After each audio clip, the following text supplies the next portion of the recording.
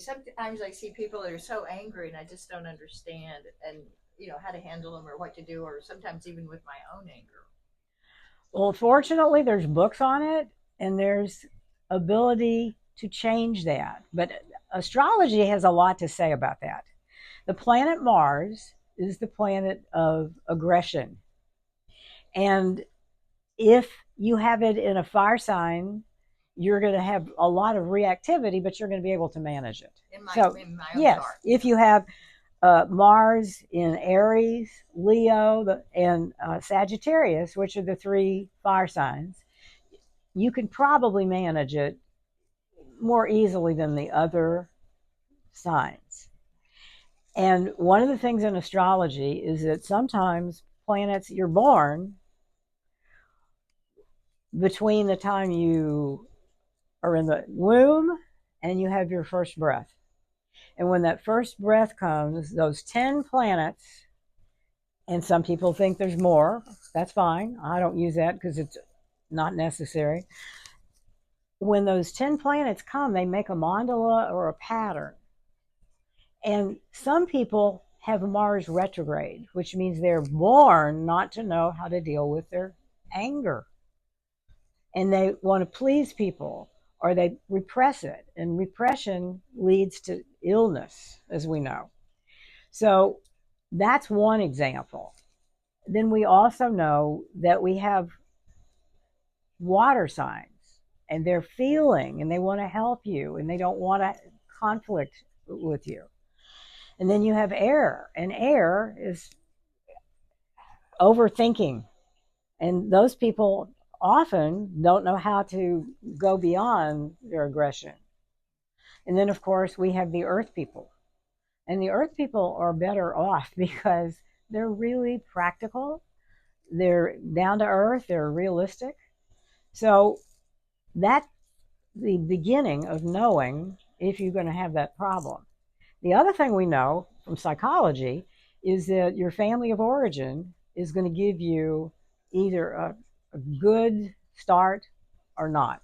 And in the first 2 years in our life, we're totally unable to remember consciously. So between 0 and 2, which is the terrible twos, narcissistic character disorder time, what we find is people pop up and they're aware. And if they've gone through that period with parents that have boundaries, they'll be okay. But from 2 to 4 is when people begin to have awareness.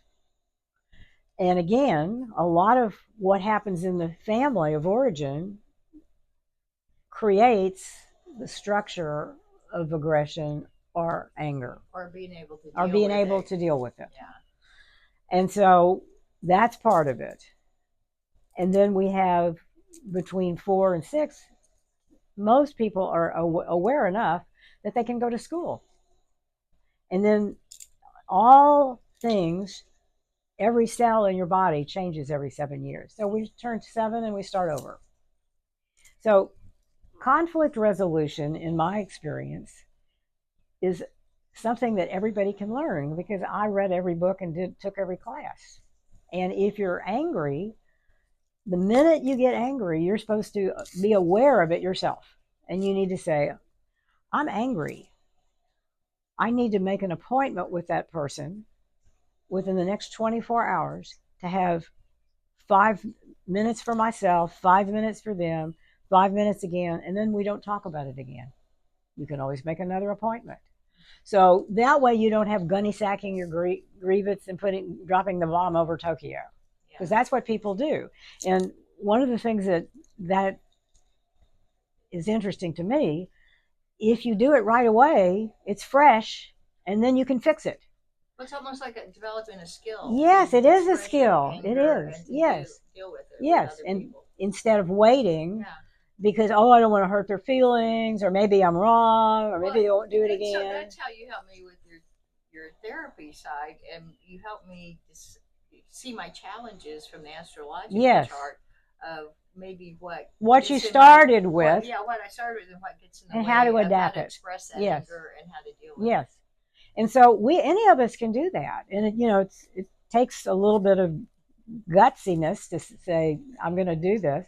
But once you do it and you see that you don't have all this anger with people, because to me, I don't want to have any anger with people. If I can't deal with them, I don't want to have a relationship with them.